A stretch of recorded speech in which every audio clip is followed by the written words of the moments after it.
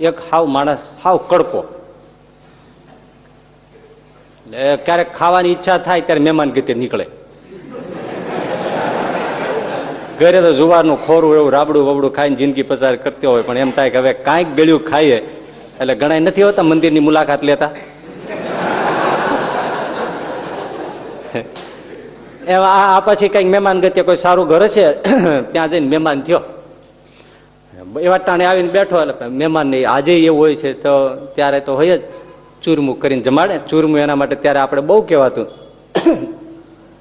એટલે આવ્યો બેસાડ્યો, અરે ઓસરીમાં જમવા બેસાડ્યો, થાળી મૂકીને આવે ક્યાં વાટક્યા મૂક્યા, ઢીચણિયા મૂક્યા, અને બધું બેસાડ્યો. ગરદણે હતો ચૂરમું લઈ આવ્યો, થાળીમાં ચૂરમું મૂક્યું. જૂની રીતે ને પેલા ચૂરમું પીરશે, પછી ગોળ પીરશે, પછી ઘી પીરશે, ત્રણે જુદું જુદું પીરશે.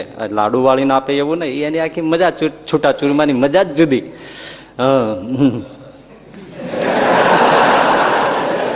એટલે થાળીમાં છૂટું ચૂરમું મૂક્યું અને ઓલો ગોળ લેવા ગયો ગરદણી. એ ગોળ લઈને આવ્યો તો થાળીમાં ચૂરમું નહીં, ખાઈ ગયો. ભૂખ જોવો એની, ચૂરમું ખાઈ ગયું. ખાયું કેટલી ઝડપથી ખાધું છે.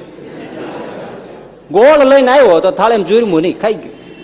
એટલે ઓલો થાળીમાં ગોળ નાખ્યો, ગોળ મૂકીને ઘી લેવા ગયો, ઘી લઈને આવ્યો તો ગોળ નહીં, ખાઈ ગયો ઓલો. અને ગરદણે ખીચ ચડી તે લાકડી લેવા ગયો, લાકડી લઈને આવ્યો તો ઓસરીમાં મહેમાન નહીં, બંડી ઠેકીને વયો ગયો.